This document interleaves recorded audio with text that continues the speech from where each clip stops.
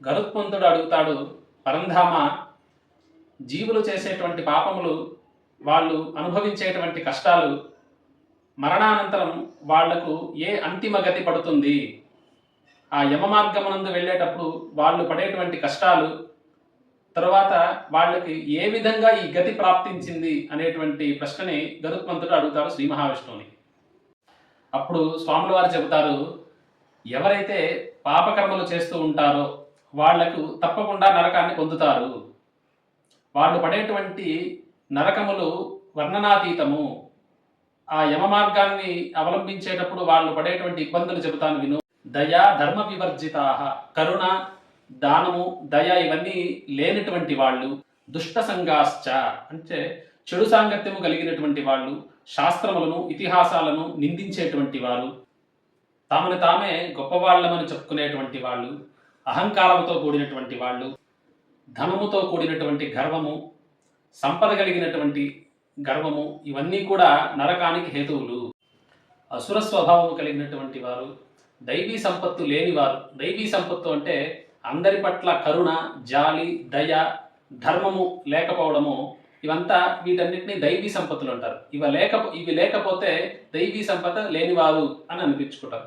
ఎప్పుడు మోహము పట్ల ఆసక్తి చూపేవారు, ఇంద్రియ సుఖాలను చూసుకోవడము, కామభోగాలపై ఎప్పుడు ఆసక్తి చూపుతూ ఉండేటువంటి వాళ్ళు, వీరందరూ కూడా నరకగాములవుతారు. పాపులు ఈ లోకంలో ఏ విధమైనటువంటి దుఃఖాన్ని అనుభవిస్తారో కూడా చెబుతాను విను. అలా ఇక్కడ దుఃఖాన్ని అనుభవించి మరణానంతరం పొందేటువంటి నరకయాత్రలను కూడా చెబుతాను విను గరుడా అని చెబుతాడు మహావిష్ణువు. ఆధివ్యాధి సమాయుక్తం. ఆది అంటే పూర్వజన్మల యొక్క ఫలితము. అది పూర్వజన్మల ఫలితము మానసికంగా క్షోభపెడుతూ ఉంటే, వ్యాధి అనేటువంటిది శరీరాన్ని క్షోభపెడుతూ ఉంటుంది. ఇవి రెండింటినీ తెలుసుకొని మనిషి అయినా కూడా బతికేయాలనేసి తపన పడుతూ ఉంటాడు. ఆ తపన ఎంత భయంకరంగా పడతాడంటే, మానసికమైనటువంటి క్షోభను అనుభవిస్తూ, శారీరకమైనటువంటి దుఃఖాన్ని అనుభవిస్తూ బ్రతకాలని ప్రయత్నిస్తూ ఉంటాడు మనిషి. కానీ కాలోహి దురతిక్రమ, కాలం ఎప్పటికీ ఎన్నటికీ ఆగదు కదా, తన పని తాను చేసుకుంటూ పోతూనే ఉంటుంది. కాబట్టి మరణాన్ని పొందుతాడు మనిషి. కాబట్టి కర్మ ఫలితము ఎప్పటికైనా అనుభవించి తీరాల్సిందే. కాకపోతే మనము ఎప్పుడు ధర్మ మార్గాన్ని ఆశ్రయించాలి. కర్మ ఫలితంగా కొన్నిసార్లు రోగాలు, బాధలు, ఇబ్బందులు కలుగుతూ ఉంటాయి.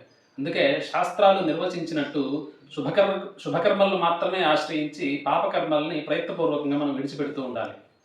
మనము కాలం ఉండగానే ధర్మాన్ని ఆశ్రయించాలి, పాపకర్మల్ని విడిచిపెట్టాలి. నిత్యం సన్నిహితో మృత్యు, ఎప్పుడు మరణం వచ్చి పడుతుందన్న విషయం మనకు తెలియదు.